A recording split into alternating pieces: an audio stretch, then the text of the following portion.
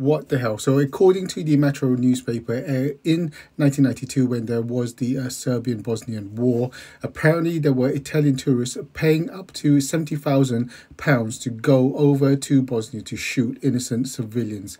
And apparently, even some of them paid additional fees to kill children using sniper rifles as well, according to court filings. So prosecutors are looking back at the cases over the years, along the 1992 when this conflict actually took place, and all the evidence against it as well, against people who actually travelled to Bosnia from Italy to engage in this. A lot of them apparently had ties to the far right and were willing to do so and to engage in this like human hunting. By the way, if this is true, this is absolutely sick.